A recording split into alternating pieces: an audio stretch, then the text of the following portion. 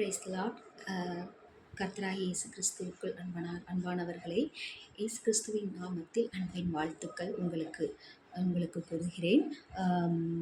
இன்றைக்கி ஆண்டவராகிய இயேசு கிறிஸ்து நம்மளோடு என்ன பேசணும்னு நினைக்கிறாரு, நம்மளுக்கு என்ன சொல்லிக் கொடுக்கணும்னு நினைக்கிறாரு அப்படின்னா, இந்த பைபிளில் புதிய ஏற்பாட்டில் லூக்கா எழுதின சுவிசேஷம் 97வது லூக்கா எழுதின சுவிசேஷம் எந்த பேஜில் இருக்குது அப்படின்னா, பக்கம் 97ஆம் பக்கத்தில் இருக்குது. லூக்கா எழுதின சுவிசேஷம் 10ஆம் அதிகாரம், பேஜ் நம்பர் 97. ஓகேவா? 10ஆம் அதிகாரத்தில் 27ஆம் வசனம். லூக்கா எழுதின சுவிசேஷம் 10ஆம் அதிகாரம் 27ஆம் வசனத்தில், உன் தேவனாகிய கர்த்தரிடத்தில் உன் முழு இருதயத்தோடும் உன் முழு ஆத்மாவோடும் உன் முழு பலத்தோடும் உன் முழு சிந்தையோடும் அன்பு கூர்ந்து உன்னிடத்தில் அன்பு கூறுவது போல பிறனிடத்திலும் அன்பு கூறுவாயாக என்று எழுதியிருக்கிறது என்றார். ஸோ இதில் ஆண்டவர் 3 காரியத்தை நமக்கு சொல்லி கொடுக்குறாரு. என்ன அப்படின்னா, 3 முக்கியமான காரியங்கள், நம்ம வாழ்க்கைக்கு தேவையான 3 முக்கியமான காரியங்கள். இந்த 3 காரியங்களை நம்ம ஃபாலோ பண்ணோம் அப்படின்னாலே நம்மளுடைய வாழ்க்கையில் தோல்விகள் கிடையாது, தோல்விகள் வராது. மன கஷ்டங்கள், மன சஞ்சலங்கள், இவங்க நம்மளை நேசிக்கலை, அவங்கள நம்மளை நேசிக்கலை, இவங்களும் நம்மளுக்கு ஃபஸ்ட்டு ஏதோ ப்ரிஃபரன்ஸ் கொடுக்கல அப்படிங்கிற எண்ணங்கள்லாம் நம்மளுக்கு வராது. ஸோ நம்ம வாழ்க்கையில் நம்ம ஜெயம் எடுக்கக்கூடிய வாழ்க்கையாக தோல்வியே வராது. சொல்லப்போனால் தோல்வியே வராது. ஸோ இதை நம்ம ஃபாலோ பண்ணும்போது நம்ம வாழ்க்கையில் நிச்சயமாக நம்ம வாழ்க்கை ஒரு வெற்றியுள்ள வாழ்க்கையாக, ஒரு அன்பு நிறைந்த வாழ்க்கையாக, ஒரு திருப்தி நிறைந்த வாழ்க்கை, எதுலேயுமே ஒரு சாட்டிஸ்ஃபேக்ஷன் இருக்கும்.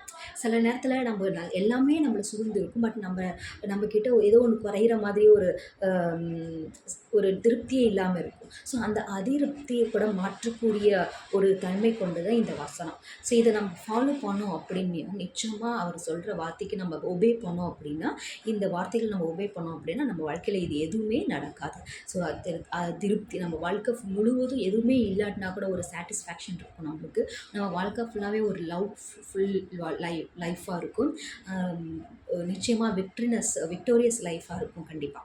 ஸோ என்ன வார்த்தை அப்படின்னா, உன் தேவனாகிய கர்த்தரிடத்தில் உன் முழு இருதயத்தோடும் உன் முழு ஆத்மாவோடும் உன் முழு பலத்தோடும் உன் முழு சிந்தையோடும் அன்பு கூர்ந்து உன்னிடத்தில் அன்பு கூறுவது போல பிறனிடத்திலும் அன்பு கூறுவாயாக என்று எழுதியிருக்கிறது. ஸோ ஃபஸ்ட் திங் அவர் நமக்கு என்ன சொல்லிக் கொடுக்குறாரு அப்படின்னு பார்த்தீங்கன்னா, உன் தேவனாகிய கர்த்தரிடத்தில் முழு இருதயத்தோடு அன்பு கூறணும்.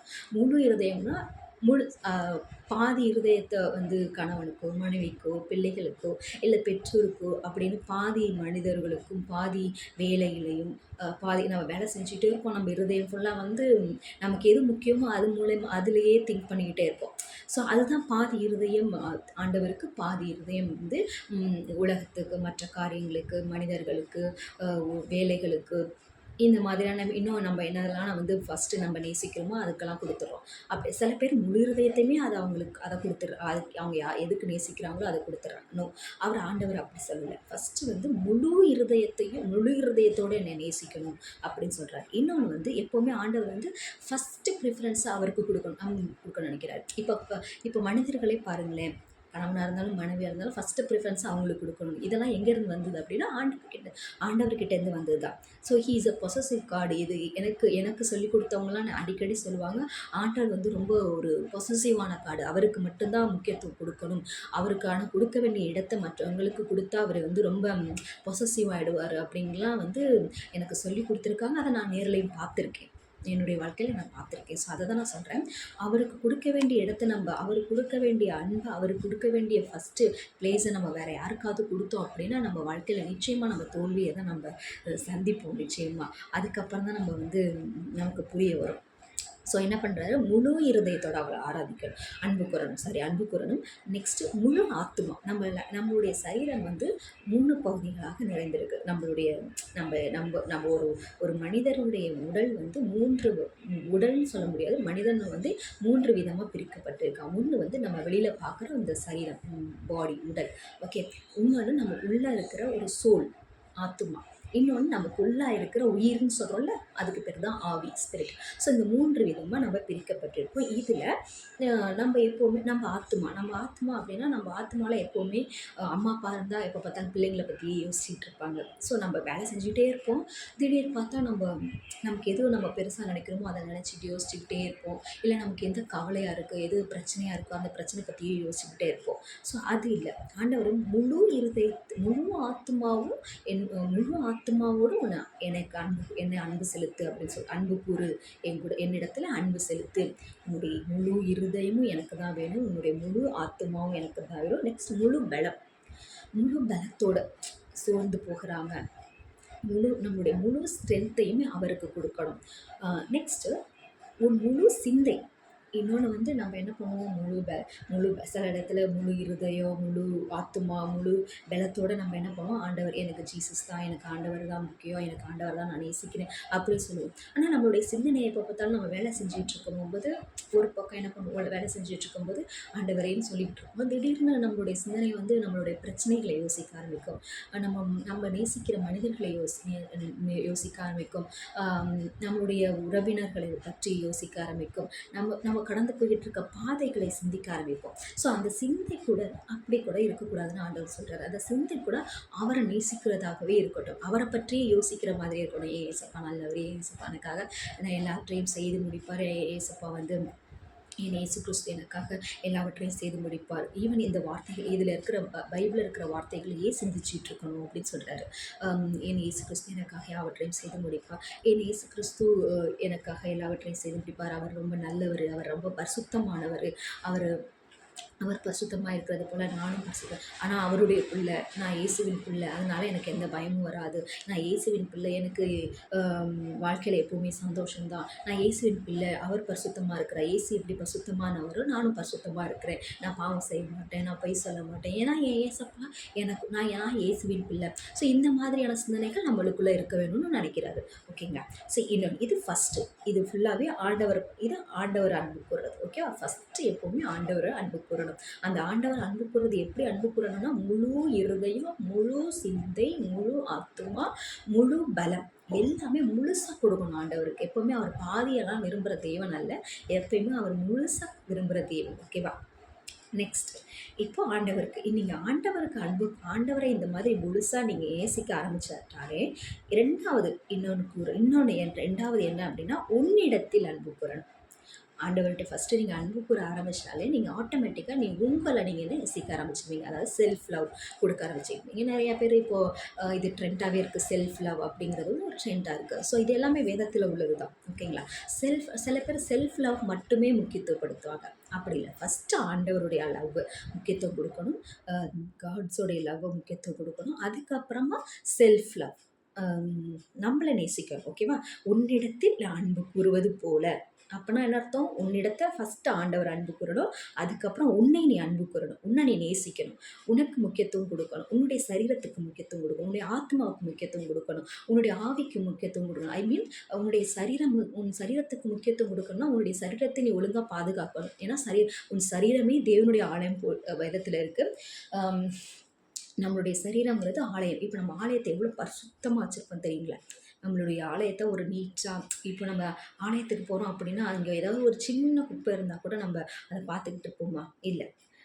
அதுக்கு ஏதாவது தீமையாக இருக்குது, அதை பார்க்கும்போதே ஒரு மாதிரியாக இருக்குது அப்படின்னா அதை நம்ம என்ன பண்ணுவோம், அதை நம்ம சரிப்படுத்தும் இல்லை? ஸோ அது மாதிரி தான் நம்மளுடைய சரீரத்தை ஒரு ஆலயம் மாதிரி நம்ம பரிசுத்தமாக பாதுகாப்பாக வச்சுக்கணும். நாட் ஒன்லி இது பரிசுத்தம் மட்டும், ஹோலினஸ் மட்டும் இங்கே குறிக்கல, நம்ம சரீரத்துக்கு தீங்கே விளைவிக்கக்கூடாது. இப்போ நம்ம சரீரத்தில் எந்த ஒரு குறைகளுமே வரக்கூடாது. அந்த மாதிரி வச்சுக்கணும் நம்ம சரீரத்தை. குறைகள் மீன்ஸ் இப்போ நம்ம சரீரத்துக்கு நம்ம நல்ல சாப்பாடு சாப்பிடணும். இப்போ நம்ம இப்போல்லாம் இந்த காலத்தில் ஃபுட்ஸ் பார்த்திங்கன்னா நிறைய பேர் வெறும் ஃபாஸ்ட் ஃபுட் சாப்பிட்றாங்க, ஜங்க் ஃபுட்ஸு, கூல் ட்ரிங்க்ஸு, இந்த மாதிரி எப்போ பார்த்தாலும் இப்போ சாப்பிட்றது தப்புன்னு சொல்ல வரல. எப்போயாவது ஒரு நாள், மாதத்தில் ஒரு நாள், மாதத்துக்கு ஒரு நாள், இல்லை வருஷத்துக்கு 2 நாள் 3 தடவை, ஸோ அந்த மாதிரி சாப்பிட்டா ஓகே. அது நம்ம டெய்லி சாப்பிட்றதுனால நம்ம உடம்புக்கு தீங்கை விளைவிக்குது அப்படின்னா அதை நம்ம திருத்துறது நல்லது. அப்படின்னா இப்போ நம்ம தீங்கை விளைவிக்கும் அப்படி தெரிஞ்சு நம்ம சாப்பிட்றோம் அப்படின்னா, டெய்லி சாப்பிட்றோம் அப்படின்னா நம்ம உடம்பை நம்ம நேசிக்கலைன்னு அர்த்தம். நம்ம உடம்ப நம்ம சரியாக பார்த்துக்க விரும்பலை அப்படின்னு அர்த்தம். ஸோ நீங்கள் நிறைய அதை தயாரிக்கிறவங்கள வெளியே மற்றவங்களே என்ன சொல்கிறாங்க, இது சாப்பிடாதீங்க. பெரியவர்கள் எப்போவுமே என்ன சொல்லுவாங்க, ஜங்க் ஃபுட் சாப்பிடாத, ஃபாஸ்ட் ஃபுட் சாப்பிடாத, கூல் ட்ரிங்க்ஸ் குடிக்காத, பீஸா பர்கர் சாப்பிடாத, அடிக்கடி சாப்பிடாத. அதெல்லாம் ஏன்னா அது தீமை விளைவிக்கக்கூடிய தீமை விளைவிக்கக்கூடியது நம்ம வயிற்றுக்கு, நம்மளுடைய ஜீரண மண்டலத்துக்கு அது தீமை விளைவிக்கக்கூடியது. ஜீரண மண்டலத்தை செரிக்கும் தன்மையை வந்து அது குறைக்கக்கூடியது. ஸோ இதை வந்து நம்ம தெரிஞ்சுமே நம்ம சாப்பிட்றோம் அப்படின்னா நம்மளை நம்ம நேசிக்கலைன்னு அர்த்தம். ஓகேவா? ஒரு விஷயம் நம்ம உடம்பை நாட் ஒன்லி இதுவாக இருந்தாலும் சரி, சிகரெட்டு, மது, இது எல்லாமே நம்ம உடம்புக்கு தீமை விளைவிக்கக்கூடியதான்னு தெரிஞ்சும் நம்ம செய்கிறோம் அப்படின்னா நம்ம உடம்பை நம்ம நேசிக்கலை அப்படின்னு அர்த்தம். ஓகேங்களா? ஸோ நம்ம உடம்பை நம்ம நேசிக்கணும். காலையில் நம்ம வந்து கொஞ்சம் நேரமாவது எக்ஸசைஸ் பண்ணலாம், வாக்கிங் போகலாம், நல்ல ஆரோக்கியமான ஹெல்தி ஃபுட்ஸ் சாப்பிட்லாம், ஃப்ரூட்ஸு. ரொம்ப காஸ்ட்லியாக சாப்பிட்லாட்டினாலும் நம்ம உடம்பை நம்ம ஆரோக்கியமாக வச்சுக்கிறதுக்கு என்னெல்லாம் பண்ண முடியுமோ அந்த அளவுக்கு ரொம்ப இதுக்குன்னே சில பேர் இதுக்கு மட்டுமே தன்னுடைய நேரத்தை செலவிடுவாங்க. அப்படி நான் சொல்ல வரல. நம்மளால் இதுக்கு டைம் எடுத்து நம்ம பண்ணணும் அவசியமே இல்லை. இதுக்கு நம்ம ஜங்க் ஃபுட்டெல்லாம் எடுத்து டைம் எடுத்து நம்ம சாப்பிட்றோம். ஜங்க் ஃபுட்டை சாப்பிட்றத குறைச்சிடுங்க. ஃபாஸ்ட் ஃபுட் சாப்பிட்றத குறைச்சிடுங்க. டெய்லி தண்ணி குடிக்கலாம். நம்ம உடம்பு ஆரோக்கியமாக இருக்கிறதுக்கு எதெல்லாம் ஃபாலோ பண்ணலாமோ அதை ஃபாலோ பண்ணலாம். ஸோ இதை வந்து நம்ம சரீரத்தை நம்ம நேசிக்கிறோன்னு அர்த்தம். இதெல்லாம் நம்ம பார்த்து நம்ம உடம்புக்கு செய்கிறோம் அப்படின்னா நம்ம உடம்பை நேசிக்கிறோம். இன்னொன்று, இதோடு மட்டும் நிறுத்தக்கூடாது. ஆண்டவர் வந்து நம்ம உடம்பை மட்டும் நேசிக்க சொல்லலை. இன்னொன்று நான் உன்னை மட்டும் நேசிக்க சொல்ல. நீங்கள் எப்படி நேசிக்கிறீங்க அதே போல். இப்போ நம்ம வெளிப்பிரகாரத்தை சரீரத்தை சொல்லியாச்சு.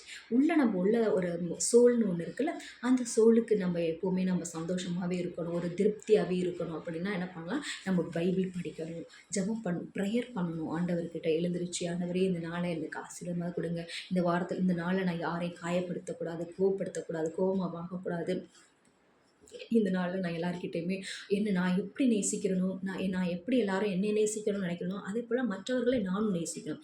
நம்மளை எப்படி நேசிப்போம், நம்மளை யாரும் திட்டக்கூடாது, நம்ம மேலே யாரும் கோவப்படக்கூடாது, நம்மளை புரிஞ்சுக்கணும், நம்ம என்ன சொல்ல வரோங்கிறத அவங்க புரிஞ்சுக்கணும்னு நம்ம நினைக்கிறோம்ல. அதே போல் நம்மளும் மற்றவர்கள் என்ன சொல்ல வர்றாங்க அப்படிங்கிறத அவங்க மற்றவர் ஒருத்தவங்க தப்பு பண்ணிட்டாங்க, எதுக்காக அவங்க தப்பு பண்ணாங்கங்கிறத புரிஞ்சுக்கிறத நம்ம வந்து நேரம் செலவிடணும். ஓகேங்களா? ஸோ இது வந்து 3வது. இப்போ இது வந்து 2வது. இன்னும் 3வது அப்படின்னு பார்த்தீங்கன்னா, பிறனிடத்திலும் அன்பு கூறுவாயாக. உன்னிடத்தில் அன்பு கூறுவது போல பிறனிடத்திலும் அன்பு கூறுவாயாக என்று எழுதியிருக்கிறது. சில பேர் செல்ஃப் லவ் மட்டுமே பண்ணுவாங்க. அப்படி இல்லை. ஆண்டவர் வந்து இப்போ நம்ம ஃபஸ்ட்டு அந்த காட்ஸ் லவ் நம்ம ஃபாலோ பண்ணிட்டாலே இது 2ம் தானாக வந்துடும். பிறனிடத்தில் அன்பு கூறுறதா சரி, தன்னிடத்தில் அன்பு கூறுறதா சரி, தானாக வந்துடும். ஓகேங்களா? ஸோ நெக்ஸ்ட்டு இப்போ நான் பிறனிடத்தில் அன்பு கூறணும். பிறனிடத்தில் எப்படி அன்பு கூறணும் அப்படின்னு பார்த்துக்கிட்டிங்கன்னா, மற்றவங்களை காயப்படுத்துவது, கோவப்படுத்துவது, மற்றவர்களை சபிப்பது, அப்படின்னா இப்போ உங்ககிட்ட இப்போ வந்து நீங்கள் நல்ல ட்ரெஸ்ஸு போடணும்னு ஆசைப்படுறீங்க, அதை மற்றவங்களுக்கு போடணும்னு நினைக்கிறேன். ஓகேங்களா? அதுக்காக அவங்களுக்கு நீங்கள் டெய்லி புது ட்ரெஸ் வாங்கி கொடுங்கன்னு சொல்ல வரல. உங்களால் முடிஞ்ச அன்னைக்கு உங்கள்கிட்ட காசு இருக்குது அப்படின்னா அதில் நீங்கள் கொடுக்கலாம். உங்கள்கிட்ட சாப்பாடு இருக்குது, சாப்பாடை நம்ம நிறைய வேஸ்ட் பண்ணுறோம், அந்த வேஸ்ட் பண்ணுற சாப்பாடை, கீழே கொட்ட சாப்பாடை இல்லாதவங்களுக்கு கொடுக்கலாம். ஸோ இதான் பிறனிடத்தில் அன்பு கூறுறது. இது மட்டும் இல்லாமல் அது சில பேர் செய்வாங்க, ஆனால் வந்து மற்றவர்களை காயப்படுத்துவாங்க. இருதயம் தான் நமக்கு முக்கியம், ஆத்மா தான் ரொம்ப முக்கியம். ஸோ அந்த ஆத்மாவை காயப்படுத்த விடாமல் நம்ம பார்த்துக்கணும். மற்றவங்களை ஆத்மாவை காயப்படுத்த விடாமல் நம்ம பார்த்துக்கணும். இதுதான் வந்து பிறனிடத்தில் அன்பு கூறுவது. ஸோ நம்ம 3 திங்ஸையும் நம்ம ஃபஸ்ட்டு ஃபாலோ பண்ணணும். ஃபஸ்ட்டு வந்து காட்ஸ் லவ். ஃபஸ்ட்டு நம்ம காடை லவ் பண்ணணும். அதுக்கப்புறம் நம்ம லவ் பண்ணணும். பிறகு நம்ம மற்றவர்களை நம்ம லவ் பண்ணணும். ஓகேங்களா? இதுதான் ஆண்டவர் நம்மளுக்கு சொல்லி கொடுத்துருக்கிறார். இது 3த்தையும் நம்ம ஃபாலோ பண்ணுவோம். நம்ம லைஃப்பில் டெய்லி 1 நாள் 2 நாள் டெய்லி இது ஃபாலோ பண்ணோம் அப்படின்னா நம்ம வாழ்க்கையில் வந்து இப்போ நம்ம காட்ஸ் லவ், நம்ம காடை லவ் பண்ண ஆரம்பிச்சிட்டோம்னாலே நம்ம ஆட்டோமேட்டிக்காக நம்மளை லவ் பண்ண ஆரம்பிச்சிடுவோம். ஆட்டோமேட்டிக்காக அது வந்துடும். நம்ம மனசுக்குள்ள ஒரு சந்தோஷம் இருக்கும், ஸோ சமாதானம் இருக்கும். நம்ம மனசில் சந்தோஷம் இருக்கும்போது மற்றவர்களை நம்ம காயப்படுத்த மாட்டோம். ஆட்டோமேட்டிக்காக நம்மளை காயப்படுத்த மாட்டோம். மற்றவர்களே நம்ம சந்தோஷமாக வச்சுப்போம். நம்ம சந்தோஷமாக இருக்கும்போது எப்போவுமே அடுத்தவங்களை அப்போ நம்ம ஃபஸ்ட்டு நம்மளை சந்தோஷமாக வச்சுக்கணும். அப்போ மற்றவங்கள நம்ம சந்தோஷமாக வைக்கிறது ஆட்டோமேட்டிக்காக வரும். ஓகேங்களா? ஸோ கர்த்தர் இந்த வார்த்தைகளை ஆசீர்வதிப்பாராக. கண்டிப்பாக ஆண்டவர் உங்களோட ஜீசஸ் உங்க கூட பேசியிருப்பார் நான் நம்புகிறேன். இதை நீங்கள் ஃபாலோ பண்ணிங்கன்னா நிச்சயம் ஆண்டவர் வந்து உங்கள் வாழ்க்கையில் நன்மைகளை செய்வார். ஆமென். ப்ரே பண்ணலாம். ஏசப்பா, நாங்கள் நீங்கள் இன்னும் எங்களோடு பேசின வார்த்தைகளை நாங்கள் ஃபாலோ பண்ண ராஜா. எங்களுக்கு நீங்கள் உதவி செய்ததுக்காக எனக்கு ஸ்தோத்திர தகப்பனே. உதவி செய்வராக தகப்பனே. அப்பா, ஃபஸ்ட்டு நாங்கள் உங்களுக்கு கொடுக்க வேண்டிய பிளேஸை நாங்கள் வேறு யாருக்கும் கொடுக்காம உங்களுக்கு மட்டும் நாங்கள் கொடுக்க எங்களுக்கு உதவி செய்யுங்க இயேசு சுவாமி. அப்பா ஏசப்பா, நாங்கள் ஃபஸ்ட்டு உங்களை முழு இருதயத்தோட, முழு பலத்தோட, முழு ஆத்மாவோட, எங்களுடைய சிந்தனை, எங்களுடைய இருதயம், எங்களுடைய பலனு எல்லாவற்றையும் ஃபஸ்ட்டு பெஸ்ட்டு ஃபுல் கம்ப்ளீட்னஸ் ஃபுல்லாக உங்களுக்கு நான் கொடுக்குறோம் தகப்பனே. அதுக்கப்புறம் எங்களை நாங்கள் நேசிக்கிறோம்ப்பா. எங்கள் சரீரத்துக்கு தீமை விளைக்க விடையோ, இல்லை எங்கள் ஆத்மாவுக்கு தீமை விளைக்க விடையக்கூடிய எந்த காரியத்தை நாங்கள் செய்யாதபடி எங்களை பாதுகாத்துக்கிறோங்க ஏசப்பா. ஏசப்பா, அதுபோல் நாங்கள் எங்களை எப்படி நேசிக்கிறோமோ மற்றவர்களை நாங்கள் நேசிக்க எங்களுக்கு உதவி செய்ய இயேசு சுவாமி. இயேசுவின் நாமத்தில் பிதாவே, ஆமென். நன்றி அன்பார்ந்தவர்களே. நீங்கள் இதை ஃபாலோ பண்ணுங்கள். கண்டிப்பாக உங்கள் வாழ்க்கையில் வெற்றி நிச்சயம்.